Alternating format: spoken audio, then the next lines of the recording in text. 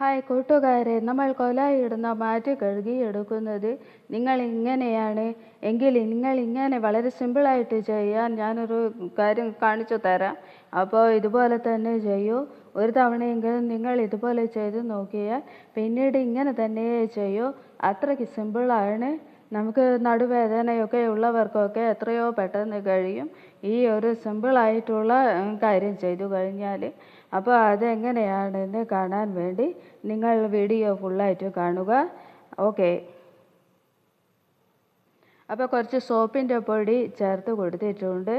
അപ്പോൾ അതൊക്കെ ആദ്യം വിതറിയിട്ട് കൊടുത്തു. പിന്നീട് നമ്മൾ വെള്ളം വെച്ച് നനയ്ക്കുകയാണ്. അപ്പോൾ പൈപ്പ് വെച്ച് നനയ്ക്കുന്നു. പിന്നീട് ഇത് എന്താണെന്ന് നിങ്ങൾക്ക് മനസ്സിലായിട്ടുണ്ടോ? നമ്മൾ റൂമൊക്കെ വൃത്തിയാക്കാൻ എടുക്കുന്ന ബ്രഷാണത്. അപ്പോൾ ഈ അടിച്ചു വാരാനൊക്കെ എടുക്കുന്ന ബ്രഷില്ലേ, അതാണത്. അപ്പോൾ അത് സോഫ്റ്റാണ്. ആ സോഫ്റ്റ് ആയിട്ടുള്ളത് ഉപയോഗിക്കുമ്പോൾ തന്നെ നമുക്ക് എത്രയോ ആശ്വാസമാണ് കൈകൾക്കൊക്കെ. ഇല്ലെങ്കിൽ നമ്മൾ അവിടെ കുമ്പിട്ട് നിന്ന് കൈകൊണ്ട് ഉരച്ച് അഴുക്കൊക്കെ വൃത്തിയാക്കി എടുക്കണം. ഇതാവുമ്പോൾ സിമ്പിളാണ്. അതിൻ്റെ ഫൈബറും പോയി പോകുന്നില്ല. അപ്പോൾ നിങ്ങൾ നോക്കൂ, എത്ര സിമ്പിളായിട്ടാണ് ഞാൻ ഒരു കൈ കൊണ്ട് ചെയ്യുന്നത്. അപ്പോൾ ഒരു കൈ കൊണ്ട് നമുക്ക് പൈപ്പ് പിടിച്ച് കൊടുക്കാം, മറ്റേ കൈ കൊണ്ട് ഈ ബ്രഷും പിടിച്ച് കൊടുക്കാം. അപ്പോൾ സോപ്പ് പൊടി ആദ്യമേ ഇട്ട് നനച്ച് കൊടുത്തത് കൊണ്ട് അത് നല്ലപോലെ കുതിർന്ന് നിൽക്കുന്നുണ്ട്. അപ്പോൾ സിമ്പിളായിട്ട് അഴുക്കൊക്കെ ഒലിച്ച് വരുന്നത് കണ്ടില്ലേ? അപ്പോൾ അത് സിമ്പിളായിട്ട് ഇങ്ങ് പോരും.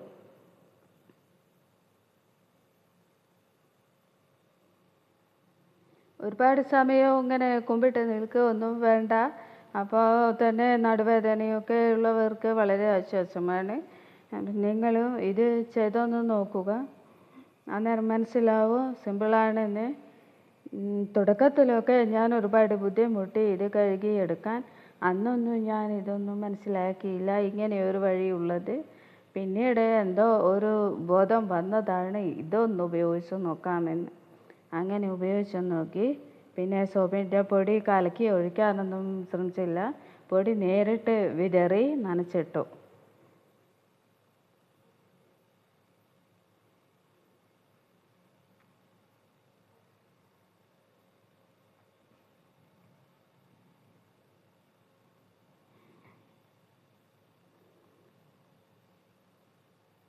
പൈപ്പ് ഓഫാക്കി ഇടുമെന്ന് വേണ്ട, ചെറിയ തോതിൽ ഓണാക്കി ഇട്ടാൽ മതി.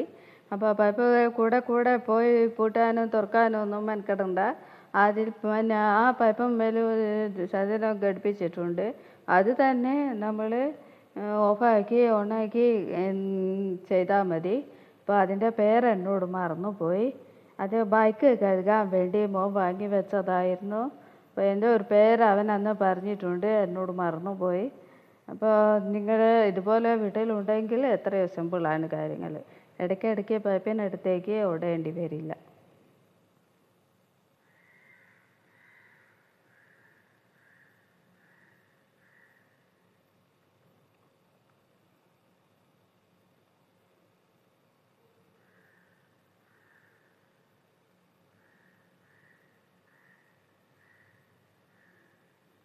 പൈപ്പ് പൊട്ടിയിട്ടു.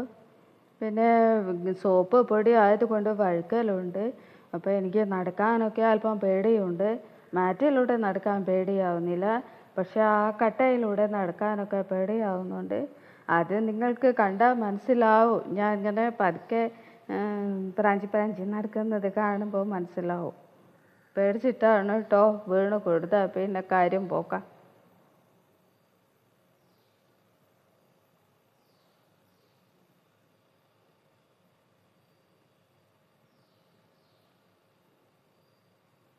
അതാ ബ്രഷ് ഉപയോഗിച്ചു കഴിഞ്ഞു. ഇനി ക്ലീനിങ് ആണ്.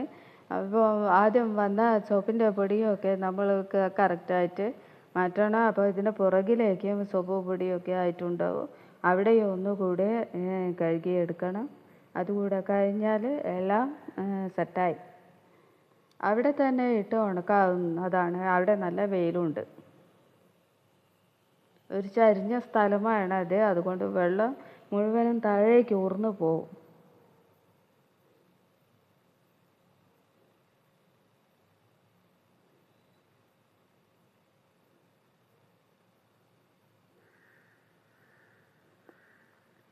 ചെരിഞ്ഞ സ്ഥലമായതുകൊണ്ടാണ് നടക്കാൻ അധികം റിസ്ക്. കാല് കൂടുതൽ സ്ലിപ്പായി പോകുമോ എന്നുള്ള ഒരു പേടി. അതുകൊണ്ട് അടിവെച്ച് ഇങ്ങനെ നടക്കണം. നമ്മൾ നിരന്ന സ്ഥലത്തൂടെ ചുമ്മാ അങ്ങ് നടക്കുന്നത് പോലെ നടക്കാൻ പറ്റുന്നില്ല.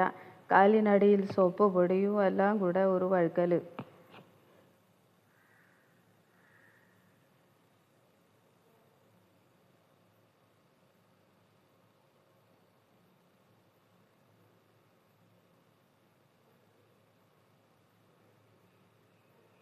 അപ്പോൾ ഫുൾ കഴിഞ്ഞ് ബ്രഷും കൂടെ കഴുകിയെടുത്തു. ബ്രഷിലല്ലെങ്കിലും അഴുക്കൊന്നും കൂടുതലില്ല, അപ്പോൾ ഒന്നുമില്ല. അപ്പോൾ നമ്മളിപ്പോൾ സോപ്പും പൊടിയൊക്കെ ഉപയോഗിച്ചത് കൊണ്ട് അതിൻ്റെ അഴുക്കും പോയി. ഇനി അത് തണലത്ത് വെച്ച് വെള്ളം ആറ്റിയെടുക്കണം. പിന്നെ എൻ്റെ വീഡിയോ ഇവിടെ കഴിയാണ്. അപ്പോൾ നമ്മളെ വീഡിയോ പിന്നെ ഐഡിയയും ഇഷ്ടപ്പെട്ടാൽ ലൈക്ക് അടിക്കുക. നിങ്ങളുടെ അഭിപ്രായം കമൻ്റായിട്ട് ചെയ്യുക. പിന്നെ എന്തെങ്കിലും സംശയമുണ്ടെങ്കിൽ ഞാൻ പറഞ്ഞു തരാം. പിന്നെ എൻ്റെ ഈ വീഡിയോ ഇഷ്ടപ്പെട്ടെങ്കിൽ അടുത്ത വീഡിയോ കാണാൻ വേണ്ടി നിങ്ങൾ സബ്സ്ക്രൈബ് ചെയ്യുക. അവിടെയുള്ള ബെൽ ഐക്കൺ കൂടി എനേബിൾ ചെയ്യുക. അപ്പോൾ നമുക്ക് വീണ്ടും ഒരു വീഡിയോ ഇട്ടാൽ പെട്ടെന്ന് കിട്ടും, അത് കാണാൻ സാധിക്കും. അപ്പോൾ എന്നോടൊപ്പം എല്ലാ കാലത്തും ഉണ്ടാവുമെന്ന് കരുതുന്നു. അവിടെ പറയുന്നത് ആ മാറ്റ് അവിടെ തന്നെ ഇട്ട് ഉണങ്ങി കിട്ടും. എന്നിട്ട് കൊലായിലേക്ക് മാറ്റാം. അപ്പോൾ സ്റ്റെപ്പിലും കൊലായിലും ഒക്കെ അതിന് ശേഷം മാറ്റാം. അപ്പോൾ എൻ്റെ പണി കഴിഞ്ഞു. ഓക്കെ. അപ്പോൾ നിങ്ങൾ ഞാൻ പറഞ്ഞതുപോലെ കട്ടച്ചപ്പായിട്ടായിട്ട് കൂടെ നിൽക്കണമെന്ന് അഭിപ്രായപ്പെടുകയാണ്. അപ്പോൾ അപേക്ഷിക്കുകയാണ്. അപ്പോൾ സബ്സ്ക്രൈബ് ചെയ്യുക, അഭിപ്രായം പറയുക. Okay, thank you.